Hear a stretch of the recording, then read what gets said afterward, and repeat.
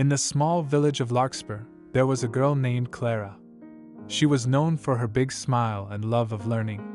But even though she was cheerful, Clara often felt like she wasn't good enough. Every day, on her way to school, she passed the village market and saw her friends. Emma could paint beautiful pictures, David, the blacksmith's son, was very strong, and Lily always knew the answers in class. Clara felt small compared to them. Her hands were not strong like David's, and she wasn't as good at painting or answering questions like the others.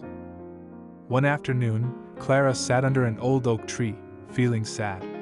Her grandmother, who lived in a small house nearby, saw her and sat down beside her. "Clara, what's bothering you?" her grandmother asked. Clara sighed and said, "Everyone around me is so talented.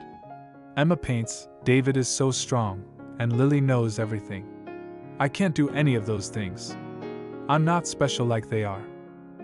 Her grandmother smiled kindly and said, "Let me tell you a story. There was once a bird that loved to fly high in the sky.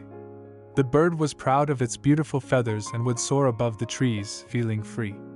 One day, the bird heard a sound below. It flew down to see what it was. The bird found a rabbit, busy collecting food for the winter. "Why are you here, little rabbit?" asked the bird. "I'm gathering food for the cold months ahead," said the rabbit. "I might not be able to fly like you, but I have other talents. I know where to find the best food, and I can make a safe home." The bird was surprised. "But I can fly. I can see everything from up here. You can't do that." The rabbit smiled. "That's true, but you can't do what I can do either. We each have our own special talents. We shouldn't compare ourselves." Her grandmother looked at Clara and said, "Just like the bird and the rabbit, you have your own special talents too. You don't have to be like anyone else to be important. You are special just the way you are." Clara thought for a moment and smiled. "So, I don't have to be like everyone else to be important?"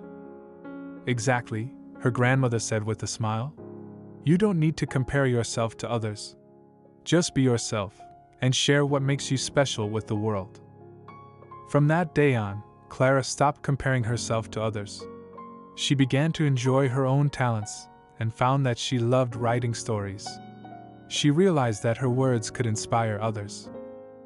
In the end, Clara learned the most important lesson: don't compare yourself. The world needs your unique light, just as you are.